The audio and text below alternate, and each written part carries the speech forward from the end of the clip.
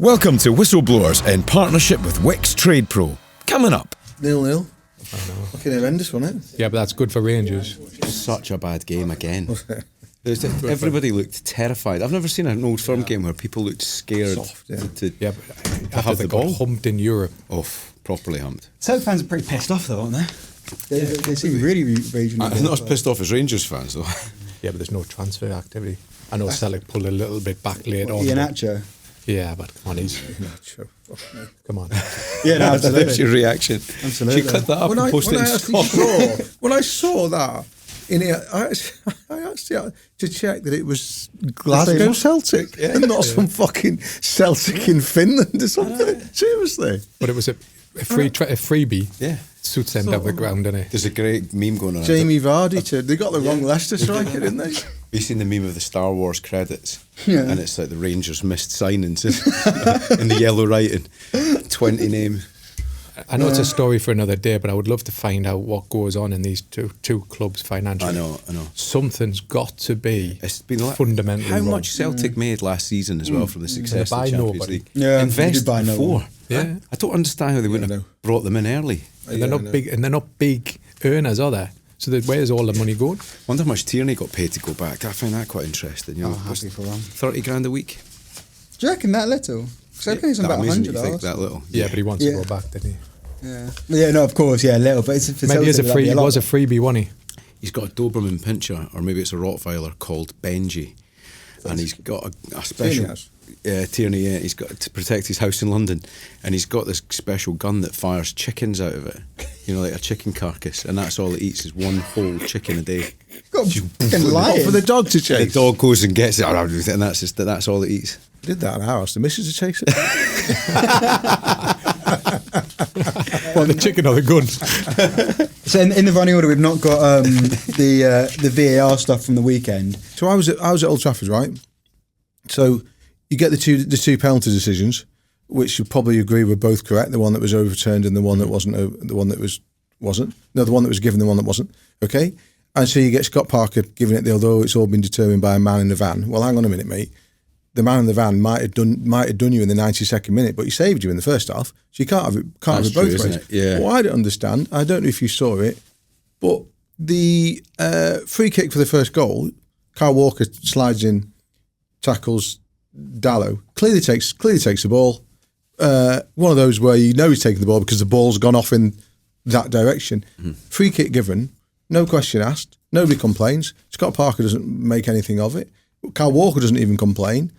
And that's to me, that's the way it's gone now, is that even footballers don't know when they make fouls these days.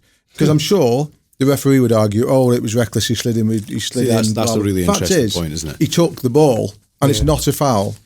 And they score. I always think that's a massive thing in football, isn't it? Is the player's initial instinct tells you straight away if it's right or wrong. Normally, yeah. That's a mad situation, isn't it? If a player doesn't know if it's a foul or not. I think we are. That's where we're getting to, is confusion. I think we are at that point now. But that used to be, when I was refereeing, that used to be the telltale. Yeah. Players used to, because he used to give you clues all the time. Yeah. Like, for example, goal kick corner. If the defenders, you just give yourself 1 or 2 seconds because nobody's looking at you at that point. You can see the players. That's good, isn't it? Walker look what they're going to do next, and they're lining up, or the defenders are going back towards them. That's gone. No, because they're protesting. They're all putting their hands up, even if it's blatantly come off you. Yeah. I mean, Walker looked a bit confused, but then he looks confused generally. Yeah. But I think he was a little bit like, whatever, get on with it, and that's kind of where we're at now. So you get, on the one hand, you get ex-pros like Thierry Henry saying on Sky after the Newcastle Liverpool game that in my day, Anthony Gordon on Virgil van Dijk would only have been a free kick, which is a load of nonsense. It was a dangerous, reckless challenge. But then you get an experienced defender like Kyle Walker, makes what I think is a perfectly timed good tackle, takes the ball, it's not dangerous, free kick, and they score. And nobody talks about it. But everyone spends the whole weekend talking about the Fulham-Chelsea thing. Yeah. To me, basic error. Yeah. Basic refereeing error. Just in terms of the actual show format itself then, we'll start with Nathan. He'll come on. Obviously, Ian, you know Nathan. He's really good on Manchester United. Does a lot of the online sort of stuff, covering them. We can talk about the Grimsby sort of thing. The topic you mentioned yesterday, which I do think is interesting. And Will was writing some of the talking points, and it's almost like you know, what I kind of wonder why United haven't complained about it. You know, they didn't seem to think there was. I think it would have It'd be embarrassing. It's not in the League You Cup. lost. It's not. I think that would be the ultimate shame for a football club to complain of that stature and size. Yeah. Do you reckon it was a pride then? I think they've been smart. I think No, somebody's had the they're common allowed sense appeal in the League conversation Cup. behind the scenes. There's no expulsion in the League Cup. Yeah. No, but In the FA Cup, it's different. It's a different competition. League Cup, because it's a football league competition, it's not in their rules for expulsion. It's only a fine. I think that United. So have technically, behaved- they couldn't win anyways. I think United have just behaved like a big club for Yeah. us, and they Yeah, for thought once. we're going to look so small if we go after this. Exactly Let's that. just leave it. And I think Best decision You know, possible. Perfect. I think it's worth definitely worth a mention in passing about the 3 ex-Man United managers losing a job in a week. aye. Do you not think that's? Yeah, good point. I mean, after I mean, Ten Hag, Eric Solskjaer, wild, isn't it? Ten And Mourinho. that's And Solskjaer. wild in a week. Yeah. Yeah. Yeah, yeah. All 3 of them. I don't know if you've seen the pictures. How broken they look. Ten Hag looks like a Solskjaer's aged about 50 I years. think Jose will recover. Yeah, He's been down that road before. I cover the Turkish league every week, and he didn't look right, care. He didn't care. yeah. He's been pushing for a while now. I'd love to see him at Rangers.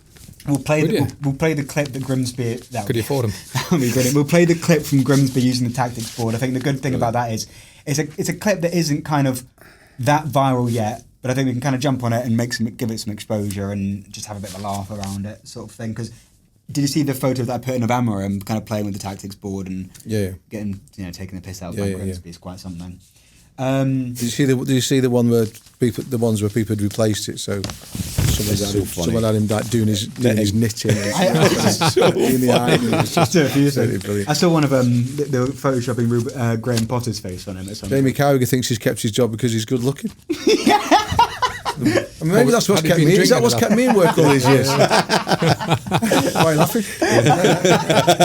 You should have put that in. Need that in. I understand why people are laughing. And then we'll more generally get into kind of the tail of the tape at Manchester United at the moment, because it goes into who's won the transfer window section after that, and I think Nathan can kind of kick Craig Hope won the transfer window. He had a blinder. Hope he's won the transfer window. He's on record as saying for us though that a good month ago or so he thought the move would eventually happen. Yeah. And then we'll get into this issue of, has player power ever been so powerful? There's 2 sides to it. Will did loads of really good digging on this, because there's cases and cases and cases of players going on strike over the years. Gallas at Chelsea, Suarez I think did it unsuccessfully. Gareth Bale off the top of my head. Sterling. But Great names in there. some brilliant names. I've got Pierre a Van quiz Hooydonk. question on the back of that. Really? Gordon will get it. Just 'cause So he it's will. Scottish League. Yeah. No, it's brilliant. Yeah, Van Hooydonk. But the good thing about it is though, because but this summer feels like a sliding doors moment for it, doesn't it? I mean, 3 high profile players, Gyökeres, Visser, and Isak, all threw their toys out the pram, all got their moves, and then some players who didn't get the moves. So it's an interesting topic. You're going to chuck your toys out the pram, chuck them early. Welcome to Whistleblowers. I'm Gordon Smart, 2-time host of Good Morning Britain and the professional supply teacher for the BBC. I'm joined today by the man who's desperately unprepared for the Great North Run. He was wheeled into the studio today after a 10k preparation run. It's the one and only Mark Clattenburg. I tell you what, when you agreed to do the Great North Run, it was like a few months ago, and I thought, next week I'll train. Yeah. And then all of a sudden it's a week left and I'm thinking I've got to start training. So last night I decided that was it. But I got to 12k and then the wheelchair came out. And now you're training at exactly the time when you shouldn't be training. He's like a half-shot knife, Mark Clattenburg. And with his tactics board today on his knee, like a bewildered and befuddled Manchester United manager, wondering what happens next.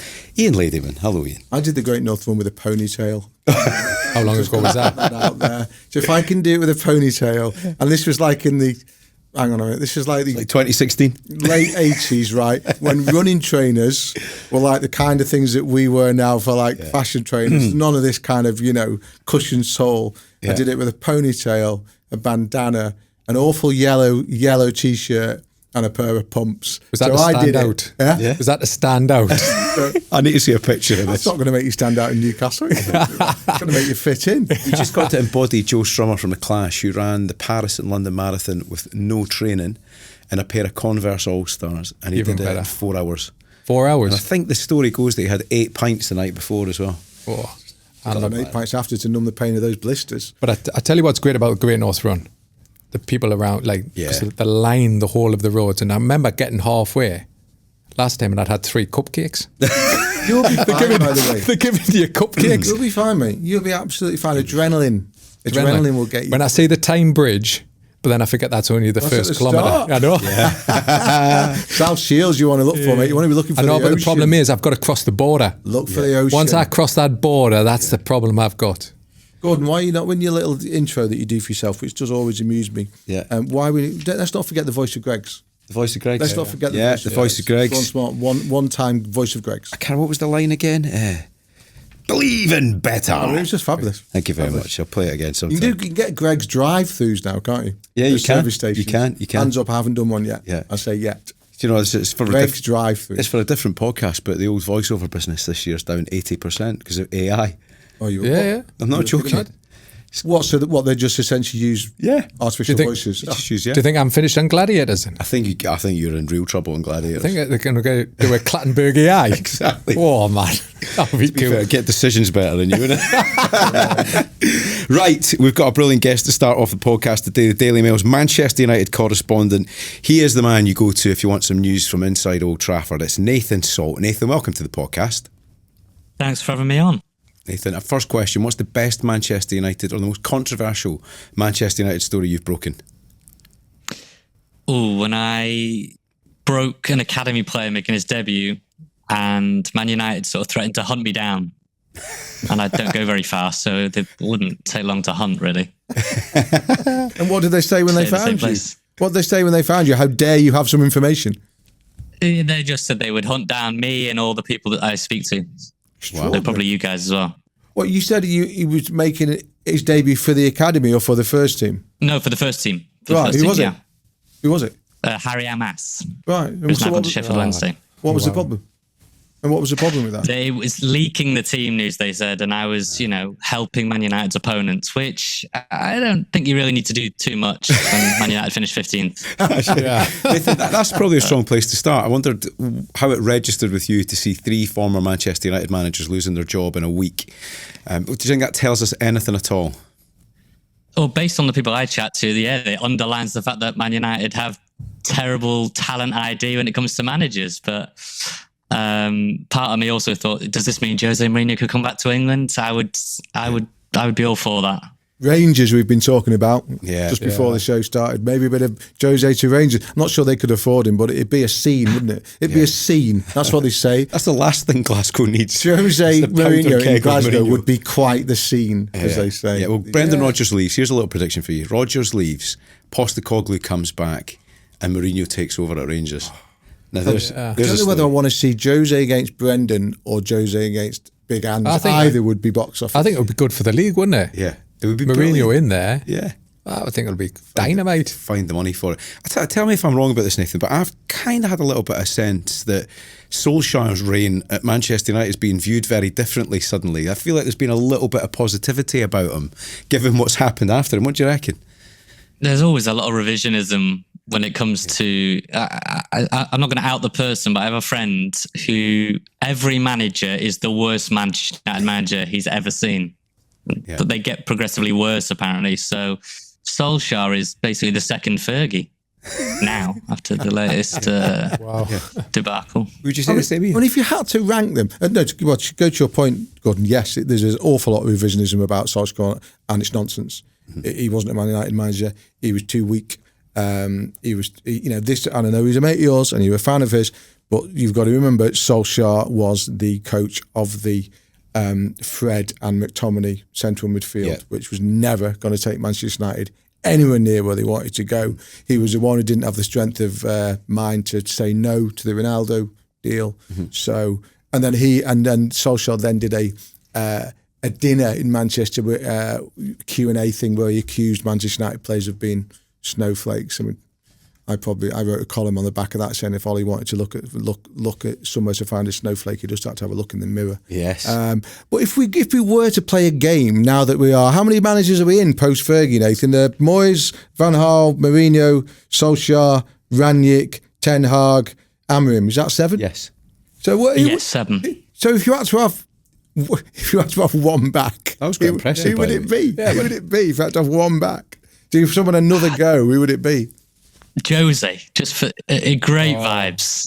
No, but in terms of But Moyes was the one who only got 8 months, and Man United, to be fair, now do admit privately, and they have done to me previously, that they failed Moyes in that they didn't give him. They underestimated. He asked for other signings, didn't they? Underestimated the fact that when Ferguson walked out the door, he essentially took everything with him. All the scouting, all the planning, all the recruitment, because it was all in his head. None of it was written down. There was no systems. There was no modernity about Manchester United. And they look back now and say, we failed David. We expected him to come in and perform a miracle and then binned him after, what was it, the March or the April? Yeah. So maybe Moyes was, I think Moyes was the one that was let down. What do you reckon, Nate?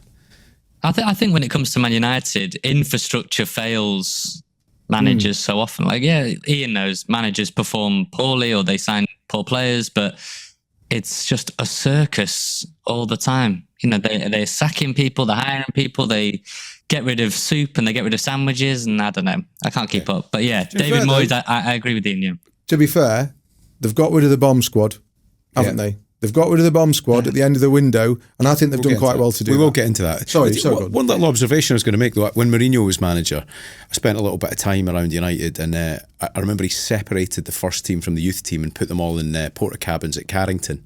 And I thought, that's not good. You weren't allowed to look at the first team players when you came into the ground. And I remember getting caught in a lift with them at the Lowry, and I think it was me, him, who were the players that were in there?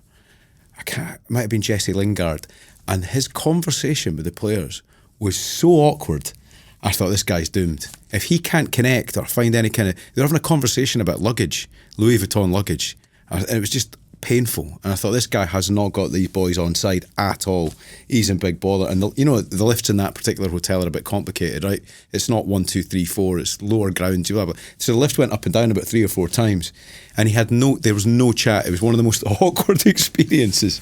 And I think you can read into those relationships pretty quickly. When he was living in the Lowry, I did 2 things. I was sent to live in the Lowry for like 4 days to write a Saturday feature on what is Jose doing in the Lowry. And I was thinking, well, this is okay. 4 days in the Lowry is not going to hurt me. Yeah. But also, what am I actually kind of going to get, apart from watching him walk from the lobby to the lift and go up to his room? It's not like that. But actually, the 4 days I spent there, I did get a little bit of Mourinho gold, which was that there's a hairdressers in the Lowry, like there is in quite a lot of very posh hotels. There's a hairdressers, and one night I was sitting in the bar, very desperately hoping that Jose might come down for a drink, and he did come down, and he came down to have his haircut, and they opened the hairdressers especially for him. And he went in, and one of his, not security, but one of his mates stood at the door while he had his haircut. And he obviously thought, it's 9 o'clock at night, it'll be fine. It was not fine. Within 5 minutes, there were 25 people with their noses pressed up against the glass in the Lowry watching Jose Mourinho have his haircut. And I was like, what a life. Yeah. Just get yourself an apartment, Jose, for God's sake. That's not a life. Right, Nathan, we're going to start with Manchester United, of course, in the Grimsby ineligible player debacle. So the Mariners fielded a player who was registered a minute after the deadline. Grimsby reported themselves directly to the EFL, which was an honourable thing to do. They got a £20,000 fine. £10,000 of that was suspended until the end of the season. So, Nathan, what do you think about the Manchester United position on this? Have they made the correct decision not pursuing this? I think so. I think you just need to draw a line. And I feel like they just want to draw a line under the Grimsby debacle. And I was being slightly facetious to some of the people at Man United when I said that this guy came on with Grimsby leading 2-0. You scored twice while he's on the pitch, and he's the only Grimsby player to miss a penalty shootout. So he couldn't have done much more to actually help Man United get through. I'm sure they took that well. They took it great, Ian. They love my sort of nonsense banter. Yeah. But I think they did the right thing. I know Ian agrees with that. Yeah, I do agree with that because I think, and by the way, it was Nathan who broke that line that United weren't going to pursue it. So well done, Nathan, for that. What I think is interesting is it showed that it's a grown-up decision by them. It would have been churlish to pursue it. A big club but decision. I also think it sends a message. it actually sends a message to the squad. Yeah. To say, we ain't getting you out of this. Yeah, you got yourself into this, and you need to remember what happened. There is no way out of this apart from to play better for the rest of the season. Well, you would always be remembered, wouldn't you? Yeah. Even if they did go further in the competition, it would always be labelled as, you'd got to beat off Grimsby, and now... Would you have wanted your team to appeal it, Mark? Well, I don't think Newcastle would get beat off Grimsby, first of all. Well, the point no, you wouldn't. I wouldn't want them. No, I think you've got, like you say, Nathan said, draw a line under it and move on. You've been beaten. The guy come on, 70-something minute? And it was a few minutes after the deadline. But I think the football fan on your side, though, as a referee and as a stickler for the rules, and somebody who's lived by rules for most of your career. Yeah, I try to. Is there? Are we not seeing this properly? Is it black and white, and it's a mistake, and they should be punished for it? We're not, because I think the AFL have got different rules to what the Football Association have. In the FA Cup, if a team does that, they're automatically removed from the competition for that season.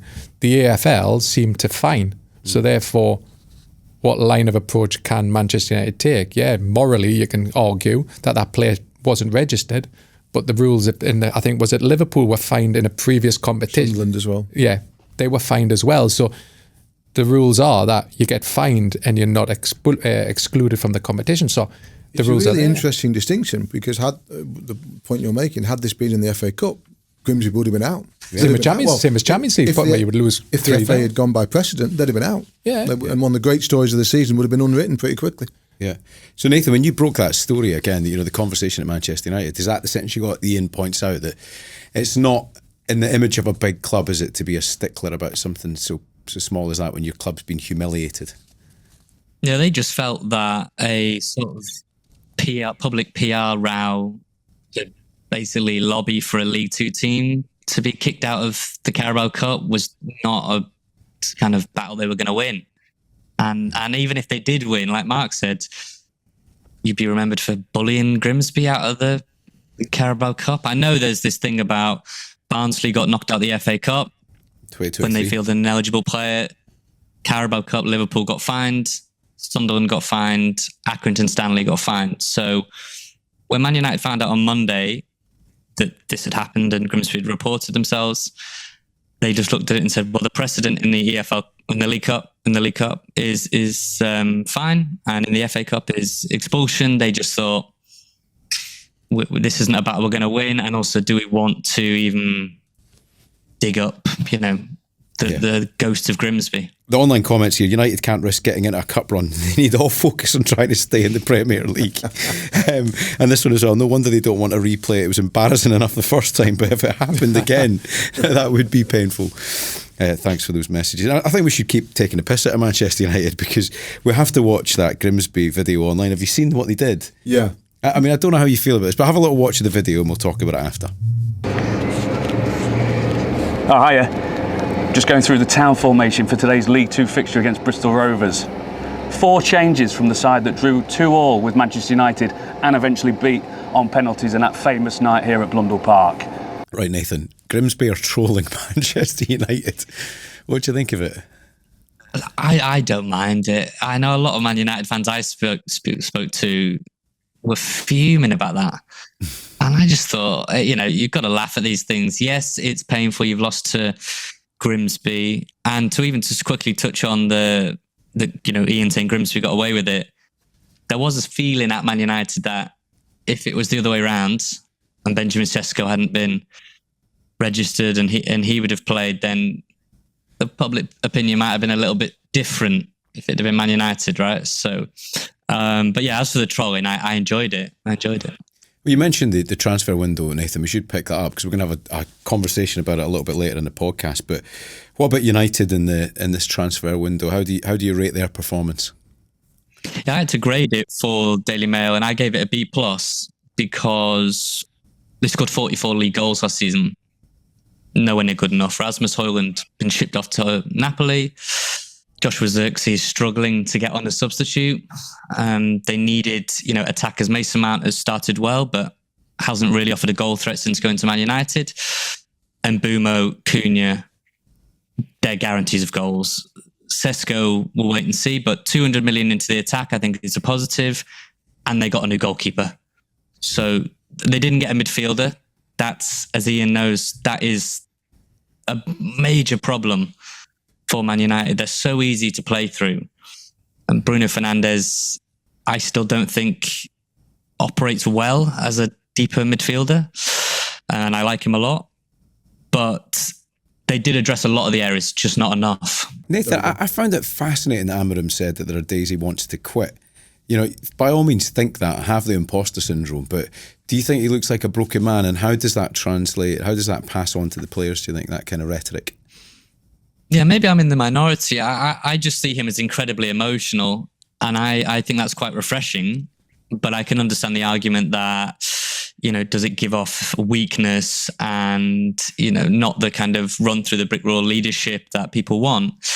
But then if you contrast that to Ten Hag, where players felt he was way too cold, wasn't relatable. From what I gather, there is a good unity day to day. I hear all the time about how training is great and the relationship between players and manager is great. And then it just gets to a Saturday and they don't look like a competent football team. But Monday to Friday, everyone, all these kind of players and people around them say, it's great. We love Amorim. We love everything about it. I don't mind it. I don't mind his emotion, but I can understand that other people see that as a sign of weakness.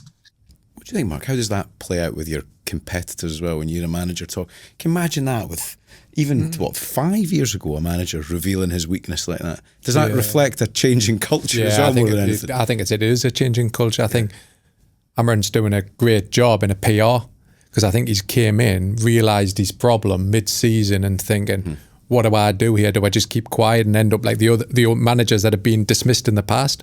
Or do I come out fighting and go, you know what?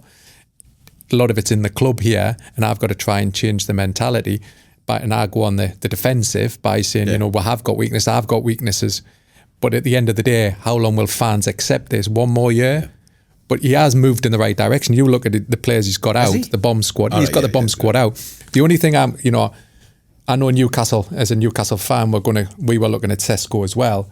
What I got disappointed with, it's too early to say, is he going to be a hit or a miss?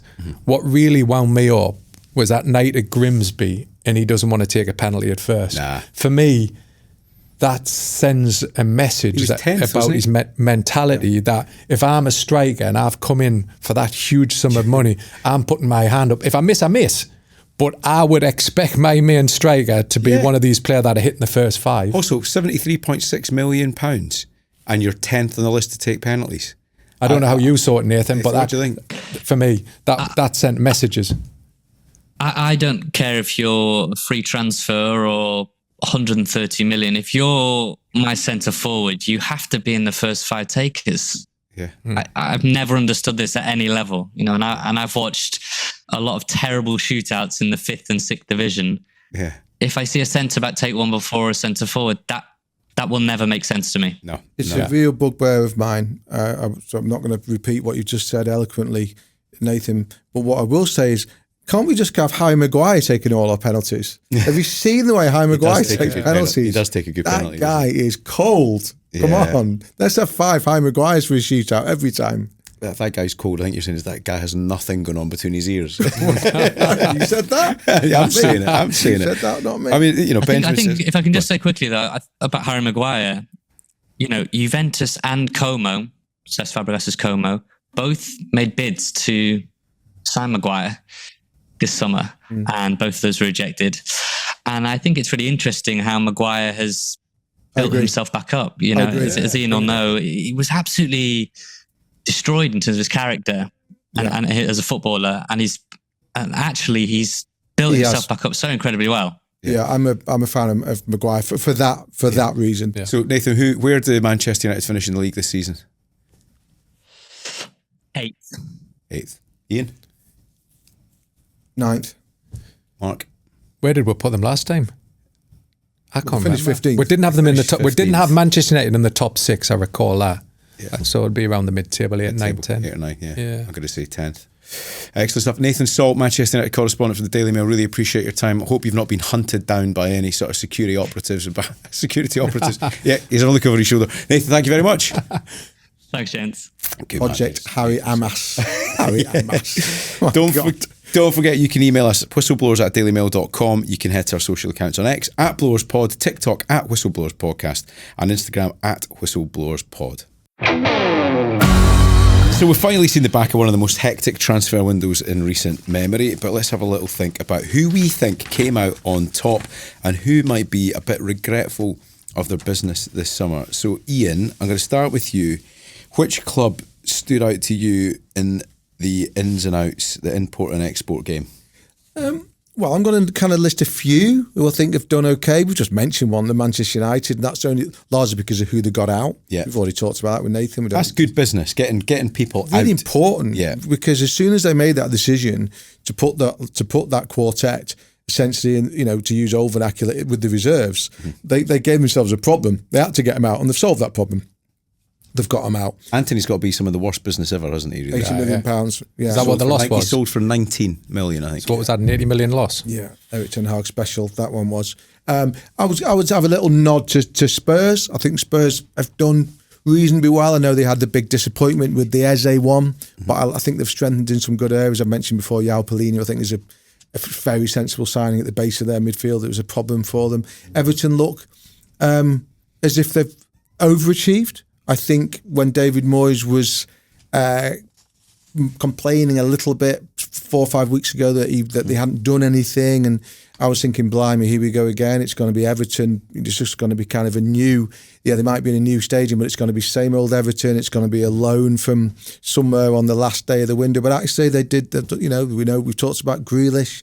I've talked before about Dewsbury Hall is a fine player. They've moved for Tyler Dibbling for Southampton. Everybody knows how talented he is.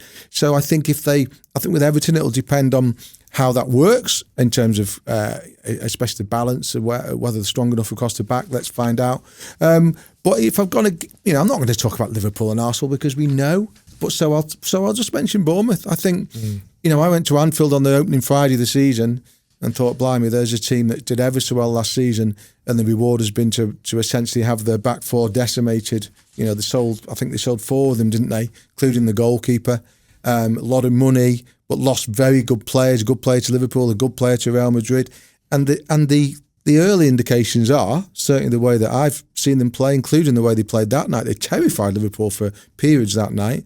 It looks like they've done some pretty decent business in replacing. What's incredible about Bournemouth, isn't it? They've sold a lot of players early in the transfer window, and they brought in some quality players as well, haven't they? It's the Brighton model, isn't it? This is incredible story. It's an incredible story, isn't it?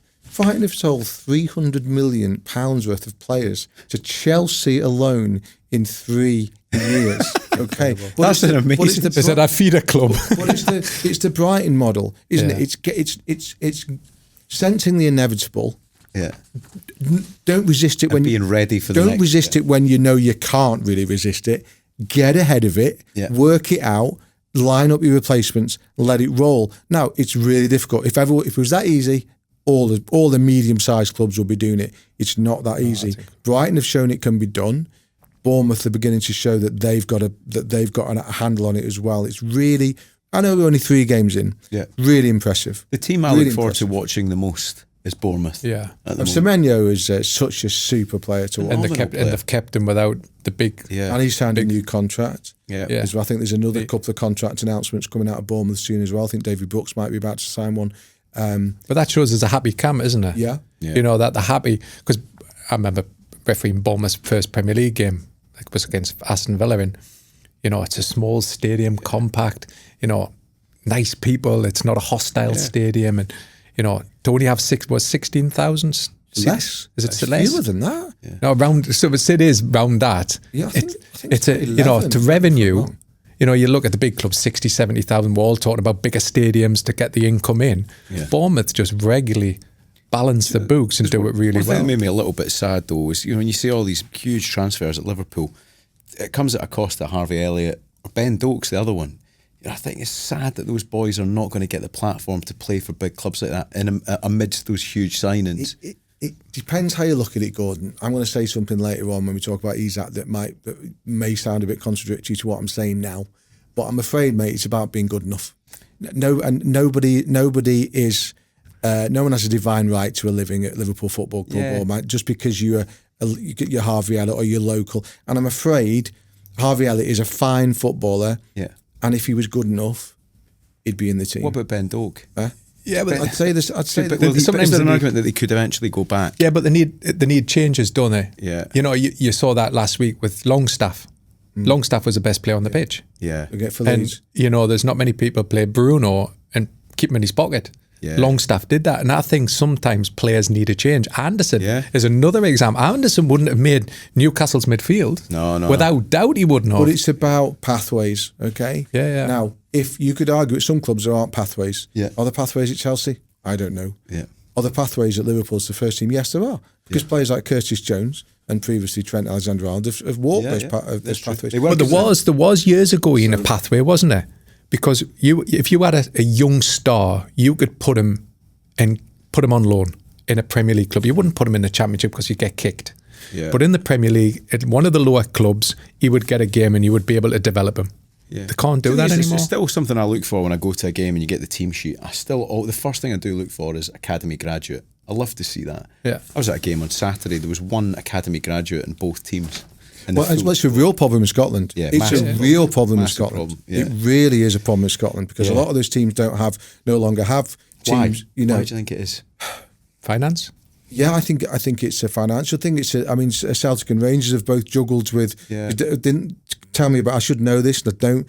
They both fielded second teams, didn't they? Further down this pyramid at one point, and then they weren't sure it was working, etc. Which is a real problem in Scotland. I was going to ask this question later. I'll ask it now. The last team in England to field an all-English 11. Who was it? When was it? I wouldn't expect you to know. I wouldn't have known if I hadn't seen it when I was on the train this morning. I'm probably going to say it would have been in the early 90s. It was in 1999. 1999. And it was Aston Villa. It was Aston Villa. They had an English manager, John Gregory. Yeah. And they were the last. They were the last team to field an all English 11. Which by coincidence, 1999 was also the first year that a Premier League team fielded the first all foreign team. 11, and that was Chelsea. Yeah, just add on about the teams. I think Sunderland have done awesomely well in this transfer window. Yeah, even though it's against me beliefs as a Newcastle fan, I think if Sunderland, they finished, they went via the playoffs, so they're the third weakest team getting promoted. Yeah, but I believe what they've done is in Nottingham Forest. As long as they can balance that books, which I know they got rid of Bellingham, for example, if they can balance the books, they've thrown basically the kitchen sink, haven't they? They've signed a lot of players known that didn't have the quality in the first place. Jack as an example, because he's a leader, they put him instantly as captain. Yeah. They've replaced the goalkeeper because they knew they had a problem. They've replaced some defenders, they've brought in some quality experienced professionals, and they're giving it a go. Yeah. And we said all three teams could go down. I'm not saying because they played 3 games, two of them have been at home against teams that are beatable, but they've got a chance. Yeah, when I was with Reggie Lebris, the Sunderland manager, a week before the start of the season, I asked him about that because Sunderland's previous approach had been very, very clear: buy young, or buy low and sell high. That kind of, the Brighton model. Hardly signed a player under the age of 24 for about 4 years, but obviously they've got promoted and they realise that you can't stay in the Premier League with that type of approach. So they've tried to balance it by buying senior players like Saga, like the defender who they bought in from Spain, whose name now escapes me. So they've tried to level that up a little bit. Whether you can stay up by totally revolutionising a team, I don't know, because they have bought an awful lot of players. But I agree with you, they had to do something. When Nottingham Forest bought 28 players, if you remember. Was it 3 seasons ago when they got promoted? Still selling some of them. Yeah. But if you're going to stay up, you have to. You're going to have to gamble. There was no method about what Forest did. I think there's a method behind what Sunderland did. I think there's some planning. They seem well run, Sunderland. They seem really well run, Sunderland. Yeah, I think it is. I was told that one of the reasons they've been able to spend is they've been pretty much within their financial ceiling in the years that they've been in the champ, and so they've managed to come up with a little bit of financial leeway to do what they've done. So which club wins the transfer window for you? Bournemouth. Yeah, Bournemouth. What about you then, Mark? I think Bournemouth, from a balance and from losing some quality players to rebuild that squad and do the way they're doing and start it off. Yeah. I believe Bournemouth as well. So yeah, it's not a bad little list. I think Ben Doak's a great signing for them. I think he could really thrive there. Yeah, I mean, look, Liverpool's an obvious one. There's no. But you're talking about look at what they've done. Yeah. Same with Arsenal as well. I tell you what, that for Liverpool, that Mark Guehi disappointment in the last moment of the last day of the window, that could be the one. Yeah. Are Arsenal getting enough credit, by the Wait, way? Eze, we were talking about Eze coming Eze in. and Gyökeres are two brilliant signings. I think it's the Gyökeres thing that is making people wonder, have they bought the right centre forward for them after all this? Or have they just bought a centre forward because they needed a centre forward? And that's the one. That's the one. No, Everything else looks absolutely, Zubimendi, top player, Eze, top player, we know about that. But you look at that and think, right. Should have bought Harry Kane 2 years ago. Okay, let's just... Imagine. Harry Kane should have stayed at Tottenham for one more year and then gone to Arsenal for free. That's what he absolutely should have done. That'd have made an interesting. Again, just one last thing then. Best transfer, the best player, who would you go for in the transfer window? Well, I listed 4. You want me to choose one? Choose one, yeah. Choose one. Okay. I'm going to go for... it's obvious. I'm going to go for Kirkes, Bournemouth to Liverpool, because they're losing a top quality left back in Andrew Robertson. Yeah. I say losing; he's just slightly gone. I'm sure he'll play plenty. He'll play games. Don't get me wrong. He'll play plenty of games, and he'll have a James Milner influence on that dressing room without a doubt. But they needed, and there was no good replacing with potential. They needed to replace, and I think with Kirkes they have. I think he had an excellent game against Arsenal. Mark. If I go on the first few games, I thought Zubimendi for Arsenal's been I've watched him and I thought he's adapted so quickly to the way the Premier League play, how physical it can be. You look at, Isak, for example. Isak's proven, if you're talking value for money, I wouldn't say he's value for money, but if you're not worrying about money, Liverpool signing Isak probably turns the screw for me and my belief for the title, because before that I always thought Eze going to Arsenal, Eze for me is a great signing as well. Getting Eze in to Arsenal could have just turned the key for them, but it just feels like the balance has gone back towards Liverpool. So, Isak, forget the money, but Isak's probably with his goals can probably elevate Liverpool even higher. Just to say, I won't start a debate about this, but I thought some of the criticism Arsenal got from people who should know better after the game against Liverpool was absolutely ridiculous. Absolutely ridiculous. Yeah. They lost a tight game against the champions 1-0 from a wonder free kick. See, don't people realise that a 0-0 draw away from home at the champions has always been a good result and will always be a good result? I think poor Arsenal. I think it was but I think it was a performance just probably got the criticism because a crap game. Yeah, it was a crap game, but I never thought Arsenal scored the goal. Yeah, but Arsenal never got the scruff of the game, did it? It was an even game, and I never felt Arsenal had it there for the winning. There's not many teams go to Anfield and could have had a chance to win. I thought Arsenal just didn't do enough. I think it's safe to say everyone's pretty sick of the Isak saga, right?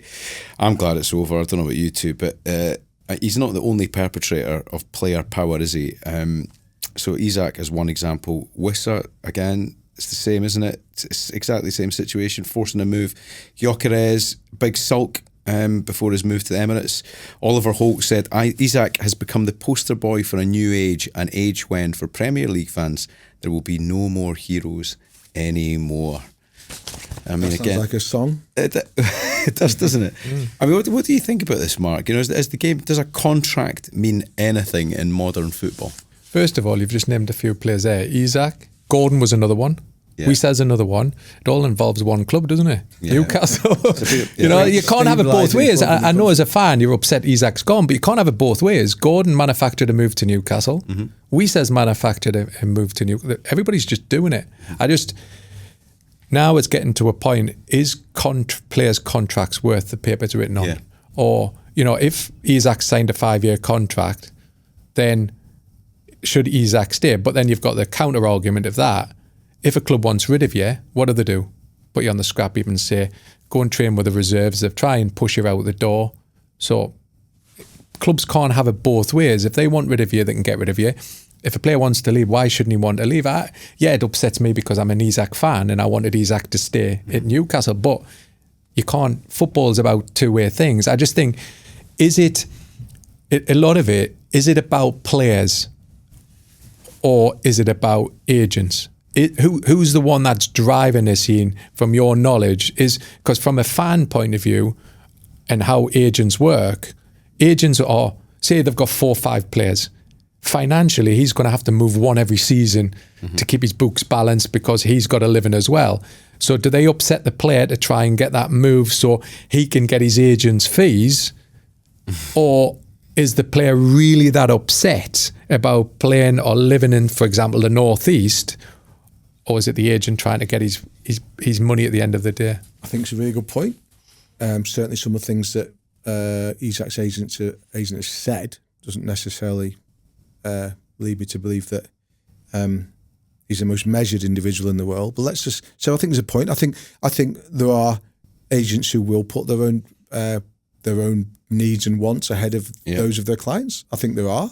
Don't know if that's the case in this occasion. Don't know how far. I don't know if Isak has been led by the nose to Anfield. Doesn't feel to me like he has. Seems to me like he knows exactly what he's been doing. Your point about the balance between clubs and players is a really, really good one. Pluck an example out there. So if you're Nicholas Jackson, who I'm not a fan of, by the way, as a player, but he's brought to Chelsea a couple of years ago. Said, right, you'll be our number 9. Christopher Nkunku comes at the same time. A lot of money spent on the two of them. Jackson has a very difficult first season, but gets given a new contract a year ago, 8-year deal, classic Chelsea, 8-year deal. 12 months down the line or less. Oh, by the way, Nicholas, about that contract, all the rest of it, just so you know, we're just buying Yao Pedro from Brighton and we're also buying Liam Delat from Ipswich, so you can go, son, if you want, because if you don't, you won't be playing. So that's the other side of it that you allude to, okay? Now, look, there's no excuse. I have no sympathy in the way that people like Isak and Wish have behaved particularly, okay? But what I will say is that, to me, this is a natural consequence of the way our game has gone, okay? So those of us, we've been down this road before on this podcast, but those of us who are thinking that we live in a world, going back to what you were talking before about local players, academy graduates, loyalty, those people out there who think that that things like loyalty really are a thing in modern football, or really it might as well be howling at the moon, okay? Look at Isak as an example, right? He's 25 years old, Alexander Isak, okay? He's already played in 5 countries. Played in 5 different countries. He's played in Sweden, obviously Swedish. Yeah. Played in Sweden. He's played, I'm going to miss one out, obviously. He's played in Sweden. He's played in Germany. He's played in Holland. He's played in Spain. And now he's played in England. He's 25 years old, okay? So to him, that's what life is like. That's his life. Life is play, move, play, move, play, move. So those people out there who think that Alexander Isak is going to bed at night dreaming about the Geordie Nation and the black and white stripes and the Gallagher end and the Tyne Bridge and the Big Market and the Quayside and Newcastle brown ale. Look how happy Mark. I'm getting quite emotional. When I heard the Big Market there, I was getting excited. And think he's going to take his next weekend break in on Lindisfarne. God, I'd love to sign for Newcastle. Absolutely barking up the wrong tree. That is not the way that modern footballers approach their careers. And if you want, I would challenge you on that though, because look at Guehi and Strand Larsen. I don't know about you, but I had this real pang of warmth towards both of them. Okay, so what I was going to say, it's okay, is that the Premier League, by and large, now that we've gone to a league that has about 30% of English players, that's going down, by the way, that figure. Minutes played by English players in the Premier League season stands at about 30%. Okay, so with the Premier League, by and large, is occupied by what I call itinerant footballers. Okay, and that's fine because that's the type of league that we are. We're an international league, so most of them are guns for hire. They come and they play, and they'll give their best if you're lucky, and if you're lucky, they'll do well. But don't expect them to kind of particularly, kind of bear their soul for you, because they're just not, on the whole, they're not going to do it. There'll always be examples, and you've just named a couple, there'll always be examples of people who book the trend, okay? Yeah. You could argue, and this isn't a foreign English thing, but you can't say to me, we can't say, foreign players are bad, English players are great. It's not about that. But you can't say to me that that's not part of it, okay? Whereas Ilkay Gundogan, okay, has just gone home to play for For his team, Galatasaray. yeah, of course. I sat down with Gundogan a year ago and he told me that was the one thing he wanted to do before he finished his career. Because that's his club. Yeah. Yeah, that's his club. course. That's where his heart is. Now, I don't know what Alexander Isak's heart is. But Dan but I'll Burn tell was the you- same. Dan Burn was the same at I don't Brighton. know what Alexander Isak's heart is. But I'll tell you what, it's not at St James's Park and it's probably not going to be at Anfield either. I think there's ways and means to do it, isn't there? Yes. You know, Gordon, you've just named two players as an example, but with Isak, I think that's what wound everybody up. I don't think nobody worries about players moving. That's part of football, isn't it? You know, you look at Bournemouth, for example, the players that they've let go and the players they've brought in. That's football. But the way Isak did it pre-season against Celtic to say, I'm not playing, I've got an injury, and then find out when you go to Hong Kong on tour or to Asia on tour that he's actually gone back to Real Sociedad training. That's the wind-up. I think that's what upset. I agree with you, but this is the culture that we've created by allowing the Premier League to grow into the league that it has, an international football league. That's the culture now, I'm afraid. And Mark Guehi, now look, I know he didn't start at Palace, started at Chelsea, but Mark Guehi, you could argue, well, it's a fact, he's made his name at Palace. He probably feels he owes Palace something for his development in a way that Isak won't think he owes Newcastle. And but he could leave for free at the end of this season, which will be an interesting how it'll develop in January with Mark, because something's happened behind course for him to pull, because his medical was it booked? Yeah. They'd already done the videos, the promo videos, and everything was ready to go. And at the last moment, Crystal Palace have pulled the plug, either because they didn't get one or two. But at the end of the day, there was a coach power, because the coach was adamant that he wanted Mark Guehi to stay. But there's a big risk for Crystal Palace, because they can't afford, a club like Crystal Palace can't afford to lose 35 million. They cannot if they want to develop further forward, because this financial fair play, you know, for example, everybody says Newcastle's the richest club in the world. They can't afford to keep Isak and say to Isak, sit in the reserves or whatever, sit on your backside for 3 years and ruin the player's career, which people would love to see. Newcastle need to sell him because they need the money to move forward on financial fair play. The point you make about the way he's behaved is absolutely right. What I'm saying is that I think those people out there, those among us who think that you just expect this loyalty from players, I think that ship sailed. Yeah, of course it has. I thought the Newcastle statement was interesting. Newcastle United can announce the sale of striker Alexander Isak to Liverpool for a significant British record transfer fee. The Sweden international joined the Magpies from Real Sociedad in 2022 and made 109 appearances in all competitions. End, as we would say in journalism. Pointed. That shows the anger. Yeah, shows the anger. But, you know, here's the thing, you know, Sven Botman I thought was interesting on Instagram as well. I can't remember exactly what he said, but it was very favourable and positive about Isak. But Anthony Gordon said, regardless of the situation and what's gone on, it's been a pleasure to play with you. One of the best chemistries I've had on the pitch. And more importantly, a great person and teammate. I wish you nothing but the best, brother. I mean, why do you need to put that on Instagram for a start, Mark? I think because the club was divided. There was Isak supporters and there was players that were against Isak. There was a huge, and people said, well, there could be a way back for Isak. No. I'm not sure there was in the dressing room. No. I think there was a lot of people some of the squad, senior members of the squad, were furious about Isak, what he did and how he downed tools. But you've also got the ones, and let's be honest about Anthony Gordon. He was one of them that done exactly what Isak's done, and he's gone to Newcastle. Yeah. So, listen, players can do it. Let's draw a line under it. Does Eddie Howe really bother to what they write on social media about that? Yeah. At the end of the day, they're back in training. They'll be focused again after the international break, and now it's moved on. Right, boys, loved that. Thoroughly enjoyed your company today. Mark, all the very best for the Great North Run. Before we let you go, how do we sponsor you again? The Red Sky Foundation. Just go on their website. I'm only going to pay you per mile, by the way. Per mile? Yeah, because I'm not sure you're going to make. What is it, 13 miles? Why are you not doing it per kilometre? We had this joke last week. Yeah. Start slow, finish fast. Do you know? Start slow. Have you ever watched the Great North Run? Briefly, yes. Have you ever watched the Great North Run? Do you know why they put the barrels of hay at the bottom of that hill?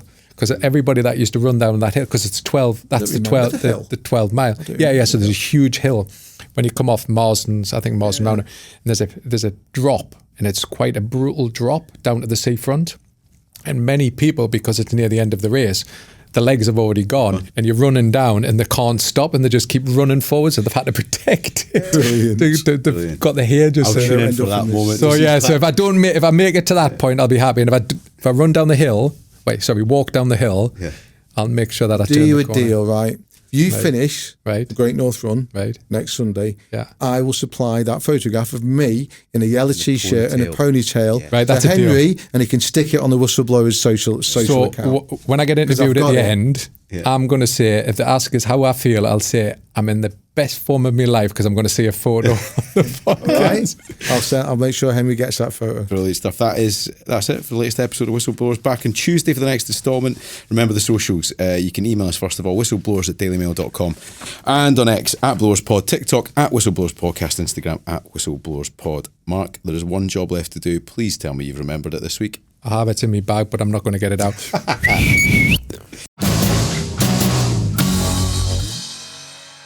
If you want to watch more episodes of Whistleblowers, please subscribe to the YouTube channel. We'll keep you up to date all the way through the summer with everything that's happening in the world of football.